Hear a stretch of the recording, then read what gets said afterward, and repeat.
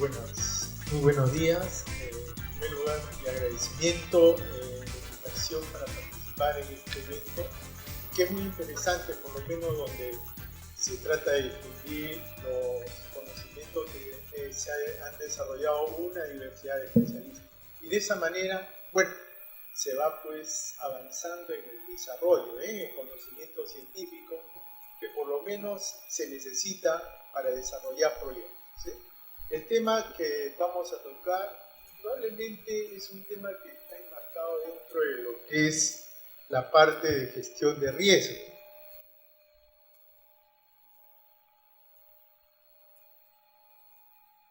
Gestión de riesgo. De acuerdo a la norma, ustedes saben que hay una norma que se estipula que todo proyecto debe incluir el tema de gestión de riesgo.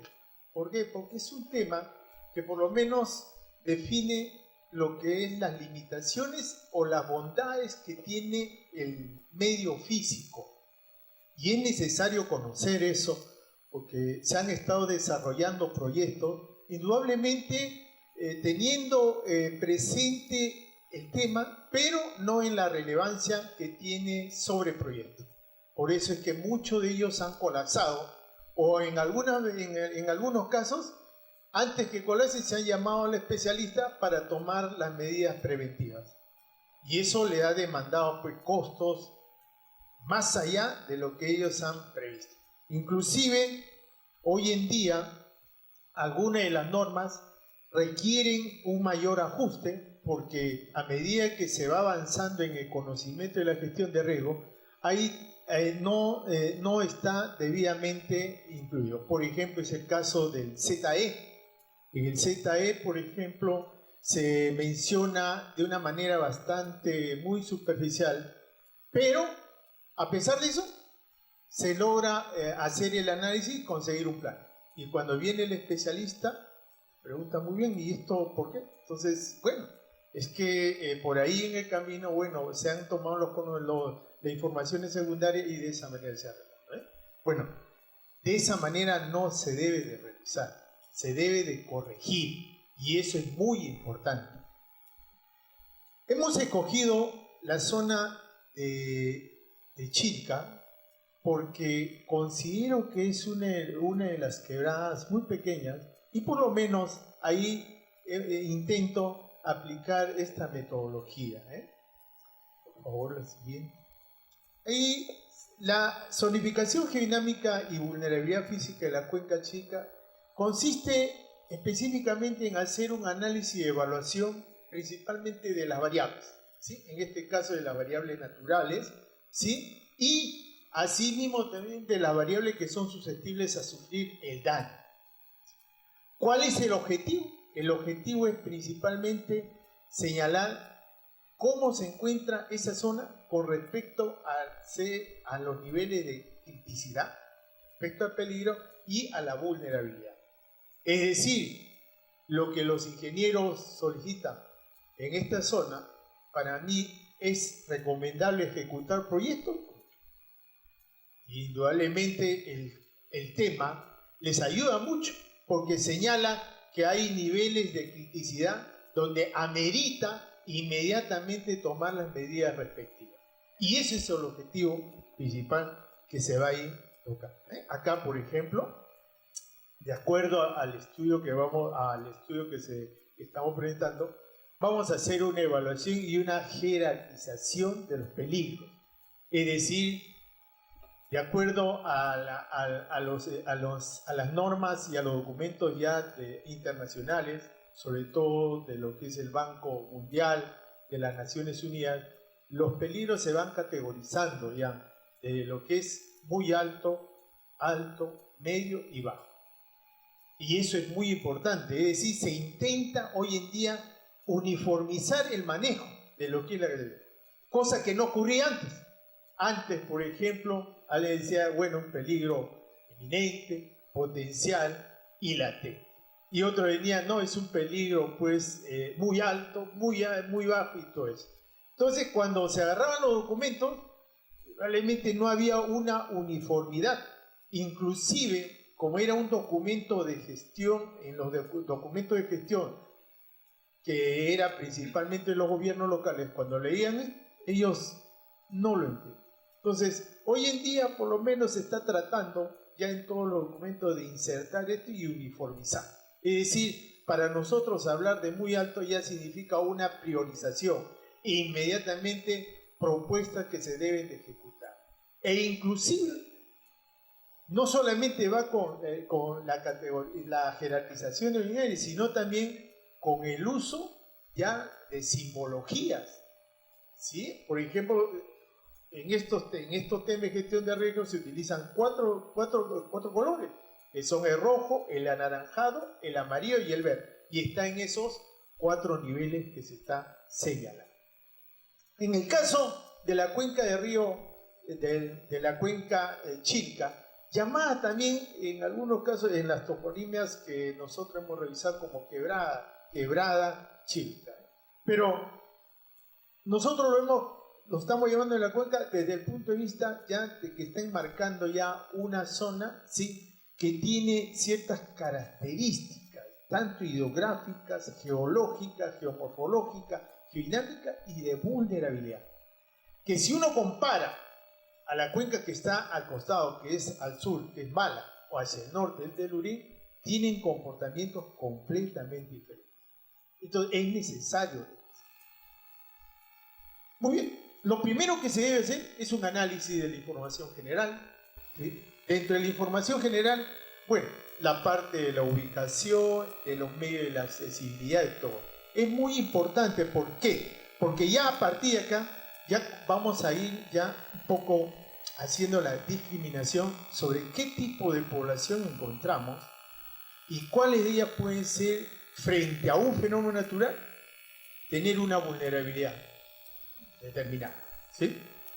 Entonces, aquí en este plano que mejor se representa, tenemos todo lo que está enmarcado, pues acá es la cuenca del río Chilca, está al sur de Lima, ¿sí?, que es muy importante. Corresponde esto a varias provincias. Tenemos acá a la provincia de Cañete, tenemos acá a la provincia de Huarochirí, 2 provincias indudablemente. La provincia de Huarochirí comprende ya todo lo que corresponde a la parte alta. Y cuando uno revisa eso y efectivamente va al terreno, lo que va a encontrar pues son situaciones de vulnerabilidad muy alta, de poblaciones inclusive, como vamos a ver ahí, que requieren y ameritan, por ejemplo, la mayor atención, sobre todo en los elementos físicos, por ejemplo, en lo que es vivienda, el tema físico hablando. Y si vemos en el tema ambiental, ahora hay veces hay poblaciones que no tienen saneamiento básico, es decir, solamente se abastecen de canales, ¿sí?, que están al aire libre, que a veces sirven de uso para el consumo de la población, de la ganadería, inclusive de lo que es la parte de la actividad agrícola. El primer problema que se tiene acá es la accesibilidad. Y esto es muy importante, ¿sí?, señala, como digo, hay veces los elementos que se presentan en el territorio nos dicen mucho de las limitaciones frente a lo que vayamos a desarrollar en ese espacio. Por ejemplo, tenemos acá una de las vías principales, que es la Panamericana Sur, la cual nos permite, pues, a partir del kilómetro 64, ¿sí?, tener acceso a la vía. A partir de acá, ya las condiciones de la vía sí son bastante, ¿sí?, descuidadas. Inclusive hasta un tramo desde el ingreso hasta los 30, 40 kilómetros, antes de que se divida en dos brazos esta quebrada, indudablemente la vía de acceso es bastante accidentada. Sobre todo está en áreas de cauce, está sobre áreas donde ha habido caída de huaicos y todo eso. Inclusive las personas que pueden ingresar deben de conocer, porque se va perdiendo el camino, ¿cómo se llama?, el espacio de la vida. Ya sobre la parte alta, todo lo que ya es camino de herradura. Y uno viene y se pregunta, ¿y esto es debido a qué? Principalmente se debe a la característica física del territorio. La parte baja, cuando uno comienza, es desde la parte de Palmas hasta Cacto, por lo menos todo es una zona cauce con caída de huaico. No hay un espacio para habilitar, por lo menos, para el trazo de la vida. Y en la parte alta, ¿sí? Tenemos ya el frente ya de la topografía, una topografía bastante accidentada, donde indudablemente una de las limitantes es la litología, una litología muy alterada, muy fracturada, con problemas de desprendimiento. Entonces, eso ya nos dice frente a qué peligro nos encontramos y cómo se debe de intervenir. Muy bien, acá tenemos ya el límite de la quebrada Chilca. Está limitada por dos quebradas, ¿sí? La cuenca del río Lurín y la cuenca del río Mara. Una de las dos cuencas mucho más grande, que tiene condiciones físicas de accesibilidad, tiene poblaciones principales ahí. Hay proyectos, sobre todo en esas dos cuencas vecinas, de inversiones, sobre todo en la parte de lo que es la actividad agrícola y proyectos de planificación urbana. Entonces, cosa que no ocurre en la quebrada Chilca. Pero sí hay una de las obras, uno de los proyectos que se han instalado ahí, que ha tenido muchos problemas, ha sido la central termoeléctrica. Una central termoeléctrica indudablemente ha tenido por su ubicación mucho conflicto. Indudablemente eso debió haberse limitado siempre y cuando haber cumplido toda la reglamentación respectiva. Dentro de los distritos, 4 distritos, dentro de ellos, por ejemplo, tenemos Pucusana, parte de Pucusana. Hoy en día Pucusana fue parte de lo que es Lima Metropolitana, Cañete, el distrito de Chilca. Luego tenemos Huarochirí, Santo Domingo y Mariatana. ¿Sí? Las poblaciones las tienen ahí, principalmente las que tienen mayores problemas en cuanto a lo que es atención de servicios es la zona de Huarochirí y también parte de los centros poblados que están ya en la parte media, ¿sí? de la quebrada Chica, pero que corresponden a Cañete. Cosa que no ocurre con Pucusana. Y todos nosotros hemos ido hacia el sur un poco a gozar de la bondad que nos brinda el litoral y hemos visto pues que las condiciones pucusanas son mucho. Pero si uno se va aproximando ya al kilómetro 64 al ingresar, ve completamente ya las cosas diferentes. Inclusive uno de los grandes problemas, recogiendo ya el tema anterior con respecto al agua, en esta quebrada, indudablemente la escasez de agua sí es bastante preocupante. Y eso ha dado impulso ¿a qué? Ha dado impulso al desarrollo de la actividad agrícola, pero en un tipo ¿sí? de cultivo. Sobre todo en el cultivo donde se utiliza menor consumo de agua, que es, por ejemplo, el cultivo de la tuna. No ingresa ahí gran parte, no tiene, pero hacia la parte media, casi los pobladores se han dedicado al cultivo de la tuna. Y creo que indudablemente a veces eso tiene una gran importancia, porque nos hace ver cómo frente a la adversidad, las mismas personas hacen frente para aprovechar de lo que la naturaleza nos brinda. Pero a veces aprovechamos la naturaleza, la sobreexplotamos, pero a veces en contra de nosotros.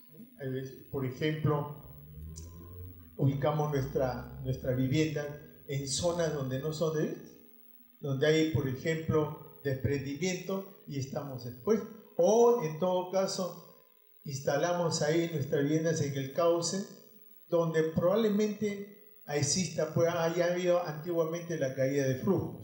Y eso es muy importante. Y acá también hay que dar mucha importancia en el caso si ustedes participan en estos tipos de proyectos. Es un poco de la educación que se debe dar a aquellas personas a quienes brindamos el servicio sobre este tema de gestión de riesgo.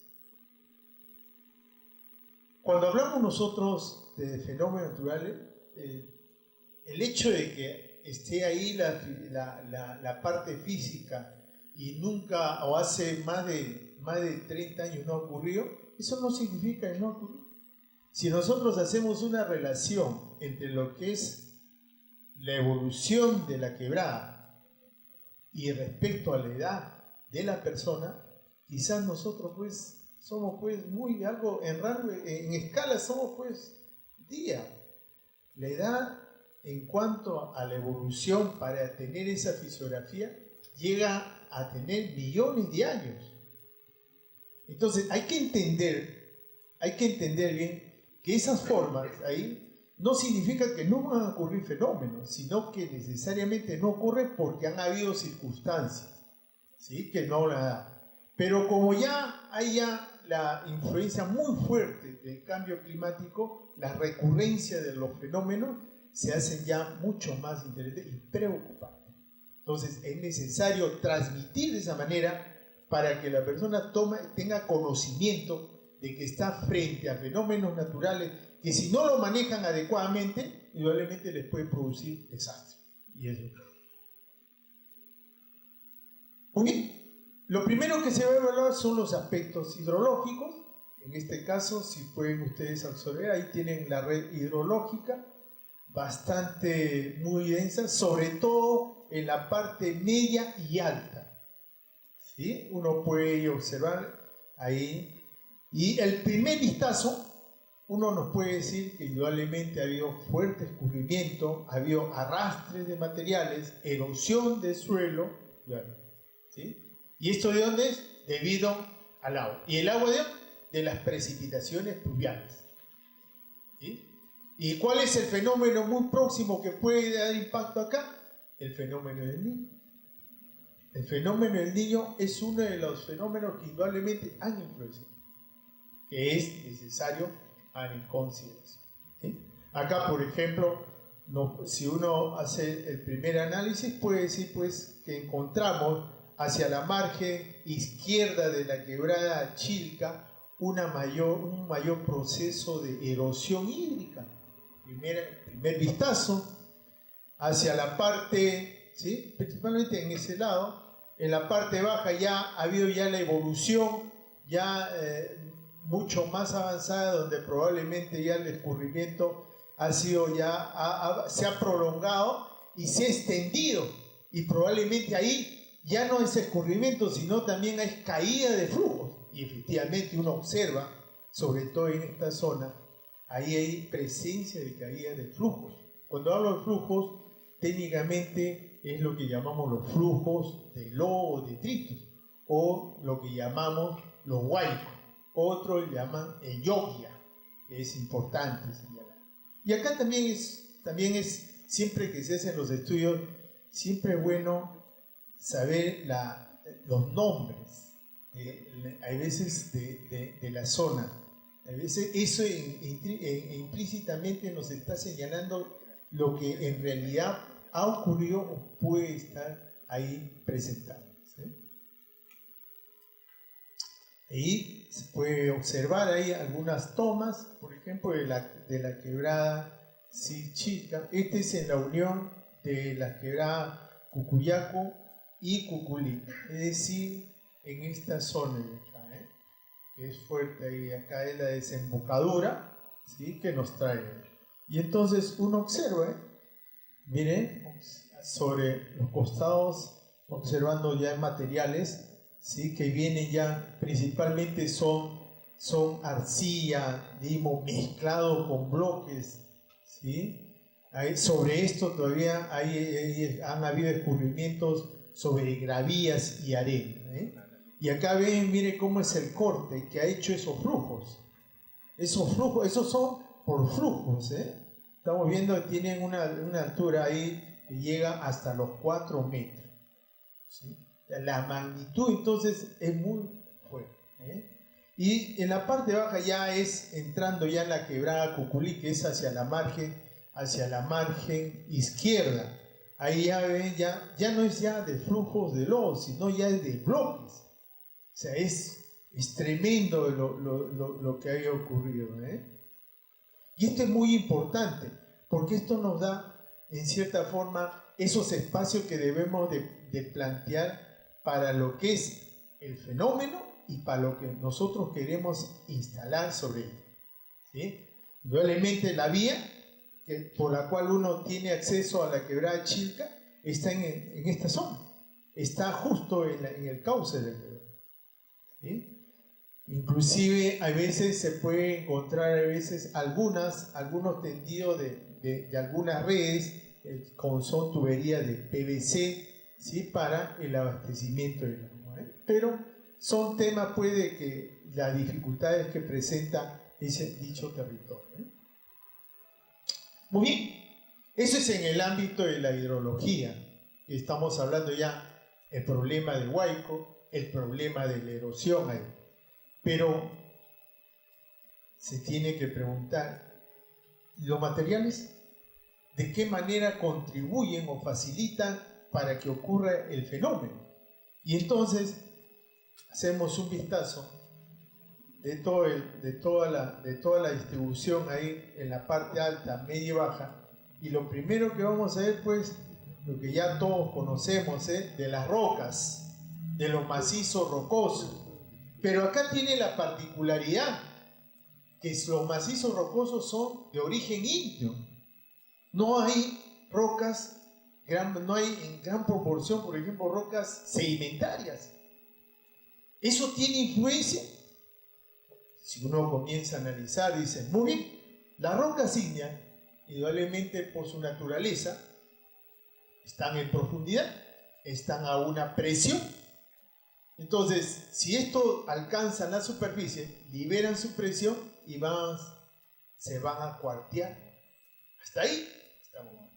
El cuarteamiento. Es decir, que estas rocas no las vamos a encontrar intactas, van a estar en gran parte cuarteadas. El otro elemento, la cordillera de los Andes. La cordillera de los Andes es uno de los rasgos morfoestructurales que se ha desarrollado en base a ¿qué? En base a una intensa deformación tectónica que ha sufrido la Tierra. Y sobre todo el territorio peruano, que implicó que la formación, el inicio y la actual formación de la cordillera de los Andes. Entonces, las rocas ígneas, por su naturaleza, no tienen capacidad para poder formarse. Apenas sufren un esfuerzo, estas tienden a fracturarse. O sea, ya tenemos de que estuvo en profundidad en la superficie, comenzó a fracturarse. Sobre ese fracturamiento hubo otro problema. Quiere decir que la roca lo vamos a encontrar completamente cuarteada, y tan cuarteada que esto puede dar ¿qué fenómeno? Por ejemplo, los fenómenos que llamamos remoción en masa, la caída de roca, el desprendimiento de roca. Y si eso está sobre un relieve accidentado, facilita. ¿Sí? Entonces, ya tenemos ahí. Fíjense, con el análisis podemos dar. ¿Sí?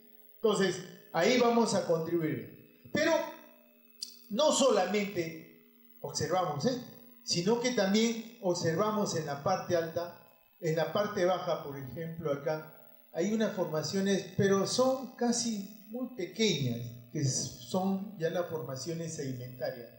Había dicho en un inicio que en la quebrada Chilca lo que predomina son rocas ígneas. En la parte baja, apenas algunos afloramientos de rocas sedimentarias. Esas rocas sedimentarias indudablemente han favorecido a que no se vayan a desarrollar por ejemplo, los procesos de remoción en masa, como son desprendimiento. Facilita. Entonces, es la misma litología que ayuda. Hemos visto que las precipitaciones también influyen. Ahora, ¿de qué manera las precipitaciones van a influir esto? Va a ser el agua, va a ser el activador, es decir, el que va a producir que esto ahí se comience pues lentamente a producir esos fenómenos de la caída. Entonces, va. Pero solamente el agua también va a facilitar a que se desprendan las rocas. No. Estas rocas, que son ígneas, tienen minerales. Y son minerales que son susceptibles al proceso de alteración. Tenemos silicatos, silicatos de aluminio y potasio, con granos muy grandes, que frente al agua sufren un lento proceso de disolución. Ejemplo, a la mano.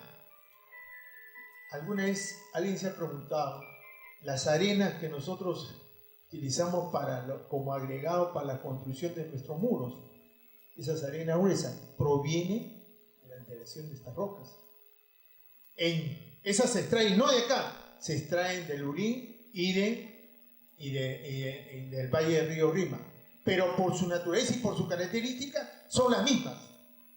Y eso se produce por efecto de la alteración. Es decir, que no solamente estas rocas están cuarteadas y fracturadas, sino también están alteradas. Entonces tenemos ya condiciones. ¿Y de qué manera la alteración también va a influir? Va a influir en la formación de suelos. Esos suelos no van a tener la capacidad de resistencia para tratar de mantenerse estable, sino que estos pueden producirse y convertirse en lo que llamamos nosotros los deslizamientos, los derrumbes. Entonces es muy importante que se observa en la parte media de la cuenca del río Chilca, que es muy importante. Como ven, estamos viendo que no solamente es la hidrología, sino también la litología. Acá vemos ahí un ejemplo de cómo están ahí. Acá tenemos, miren, los afloramientos, que por la tonalidad, probablemente la iluminación no se ilumina, pero ya la forma nos está reflejando características de estas rocas. Inclusive, acá en la parte baja, miren, ¿sí? Esto puede ser producto del desprendimiento y del escurrimiento que viene en la parte alta, acarreando y depositando por las aguas ahí. Todo esto está en la parte media de la cuenca y está en la parte alta.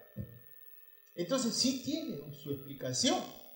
No es que por ahí eso aparece, no, eso sí tiene su explicación. Es importante.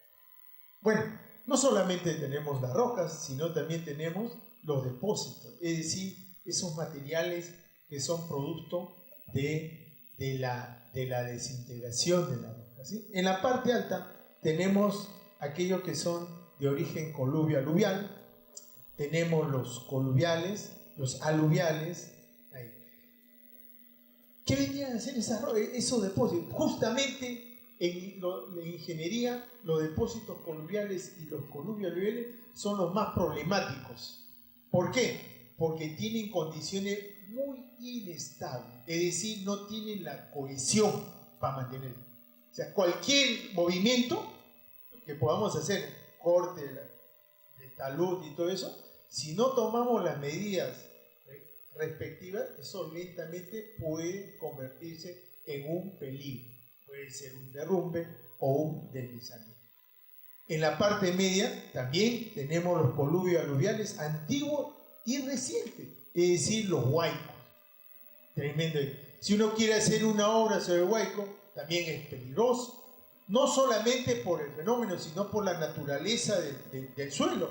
Imagínense, son materiales mezclados, boleos, bloques grandes con bloques pequeños. Entonces, internamente, el suelo tiene espacios vacíos. Ante cualquier elemento que pueda producir en un sacudimiento, que es el sismo, puede producir un reacomodo y indudablemente eso puede haber un asentamiento. No son recomendables. Y en la parte baja tenemos ya los materiales de cobertura de origen aluvial, el eólico y el marino. El aluvial, sobre todo, ya viene ya en la parte ya de la desembocadura, y justamente ahí está instalada, por ejemplo, la planta termoeléctrica. Actualmente también hay unos proyectos de plantaciones para aprovechar ahí, hacer los cultivos ahí, Pero en los depósitos eólicos no. Los depósitos eólicos tienen el problema de su inestabilidad. La parte marina, que todo se distribuye en la zona del litoral. Entonces, como ven, ya estamos perfilando sobre qué tipo de problemas naturales podemos encontrar en la cuenca. Ahí veo, observen, acá tienen... 10 minutos, por favor. Voy a correr. Sí.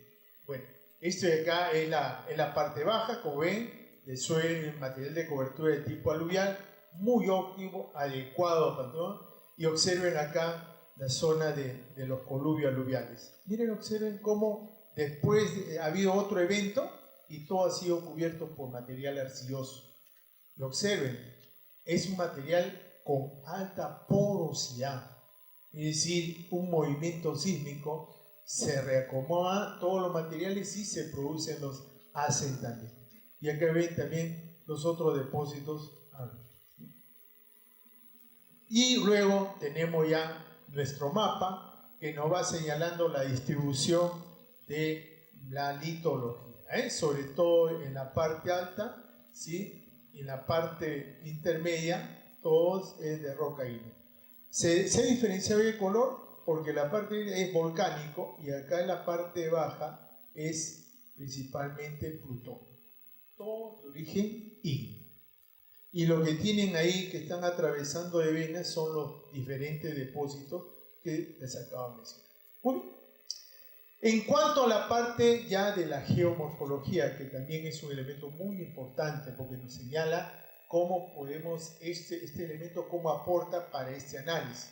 A nivel regional, nosotros tenemos pues el litoral, eso ya está, las pampas costaneras, que lo vemos, hay partes que encontramos, y las quebradas secas. Y nuestra gran unidad que es, antiguamente se llamaban las estribaciones andinas, hoy le dicen el flanco disectado de la cordillera de los Andes o la vertiente occidental, que no es sino producto de ¿qué? Todo eso es producto de las acciones de los procesos naturales.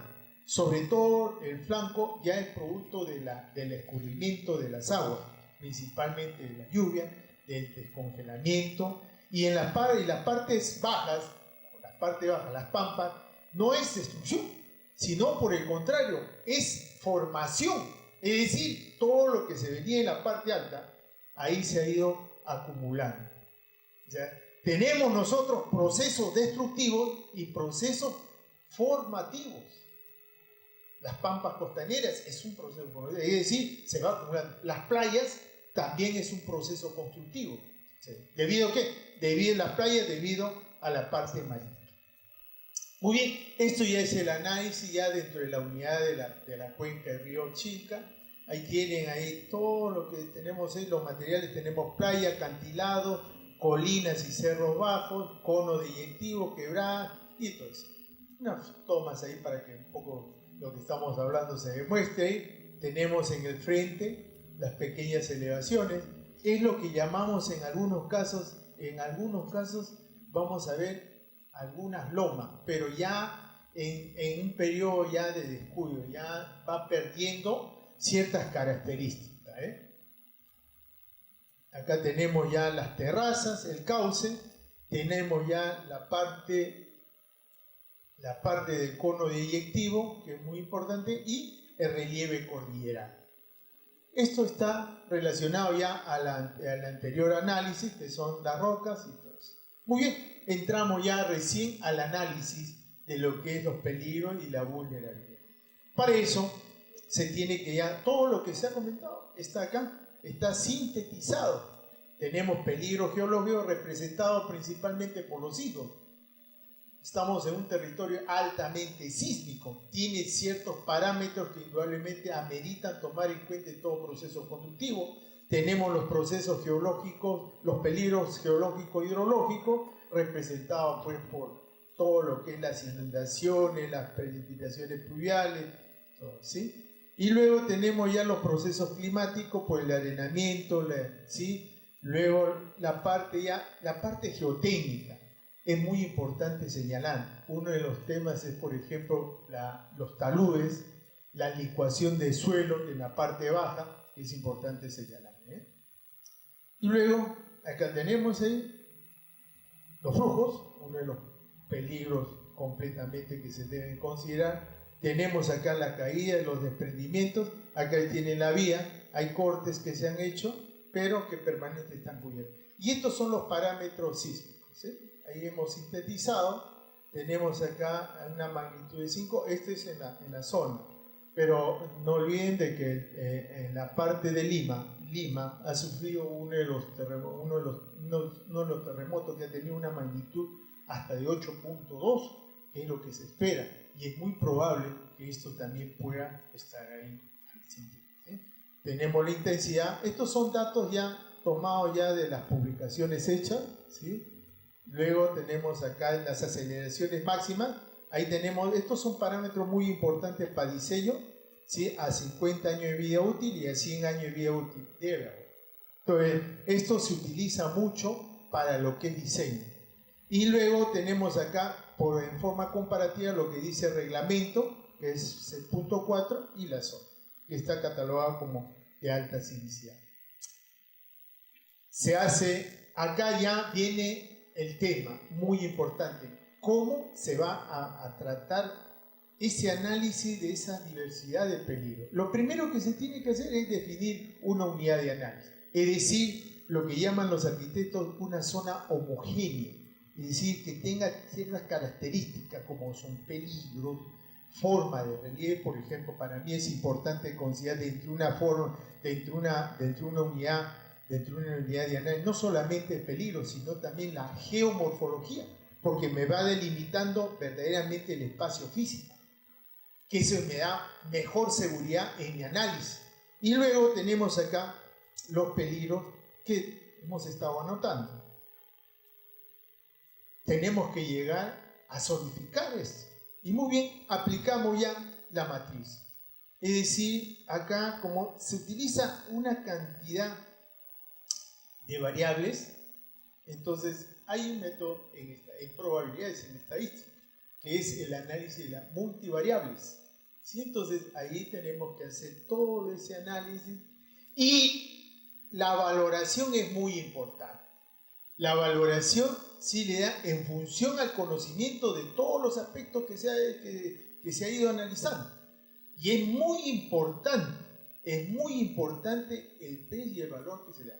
Los valores altos nos están señalando las zonas donde el área es mucho más susceptible a que ahí ocurra.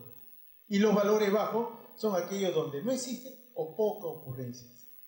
Muy bien. Todo sigue un procedimiento, se hace todo el análisis y se llega ya a nivel. Este ya es la zonificación. Y vemos pues acá que en la playa cerca en todo el litoral tenemos el peligro muy alto. En el sector de Chilca, en San Jerónimo Alto, ahí donde por ejemplo está ya hay cierta población importante, por ejemplo el peligro es bajo.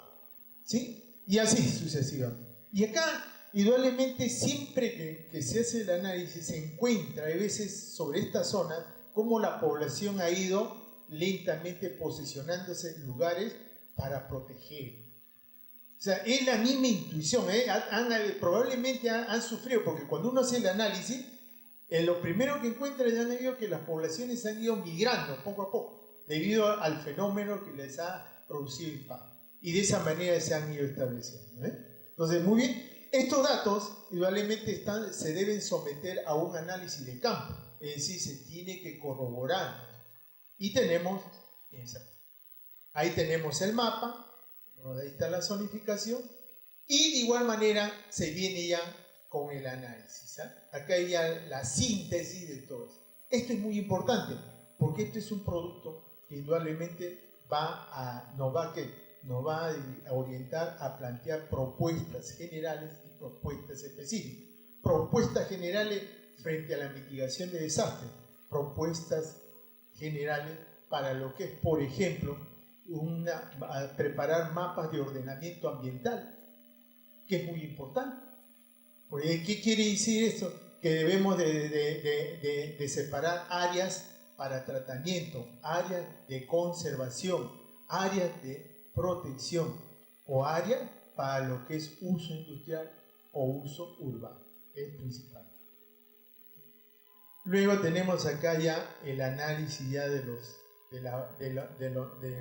que es la parte de la vulnerabilidad, y en este caso se debe tomar en cuenta también las variables naturales y las variables ambientales, considerando que estoy acá analizando solamente la vulnerabilidad física, porque en este caso las vulnerabilidades tienen diferentes aspectos. En este caso, para tener presente que es la parte física, ¿qué vamos a ver en la parte física? Primero, población. Luego, infraestructura. Infraestructura tiene que ver con vivienda, tiene que ver, por ejemplo, con vías. Dentro de viviendas tenemos que ver equipamientos, ¿sí? Que es muy importante. Porque imagínense, está expuesto la zona y tenemos ahí, por ejemplo, una infraestructura muy antigua, o tenemos ahí infraestructura que están hechos de adobe. En eso va a producir mayor. Entonces estamos frente a lo que es muy vulnerable. O de repente es un centro poblado donde tiene ahí solamente un centro de atención, y ese centro de atención pues está construido pues apenas con alguna infraestructura muy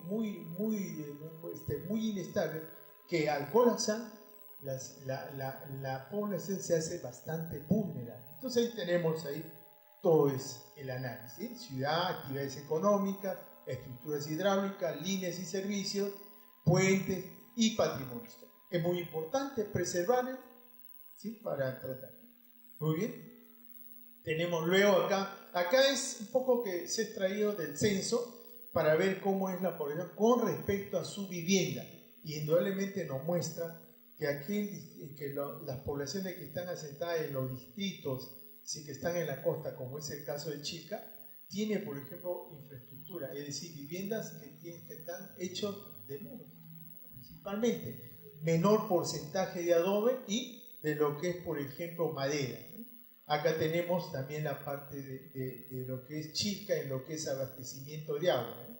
Pero si uno va ya entrando ya hacia poblaciones que están en la parte ya alta, como es el distrito de Santo Domingo de los Olleros, principalmente, vemos pues que tenemos, miren cómo están las poblaciones acá, sus construcciones están hechas de adobe.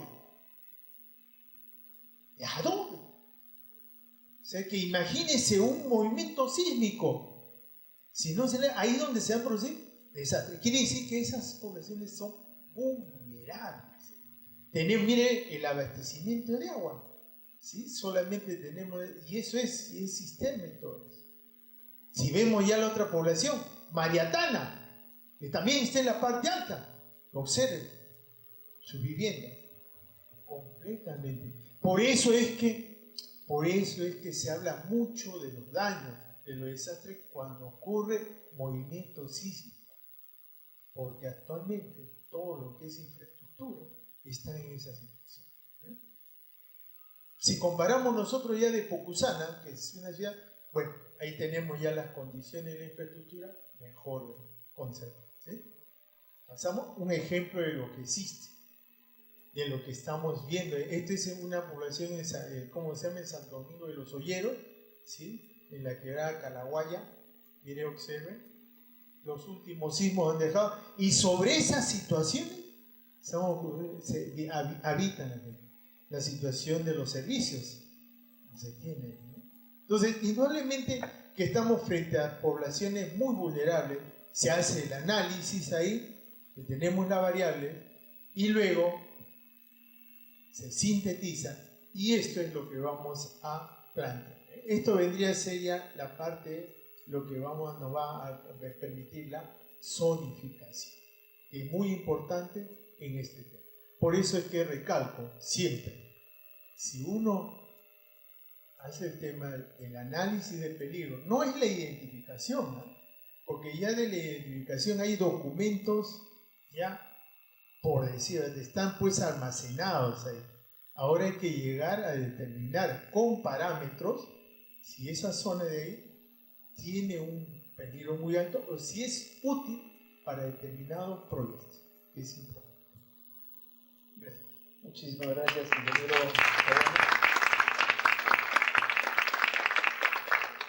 ¿Alguien tuviera alguna consulta? Sí, ingeniero, adelante.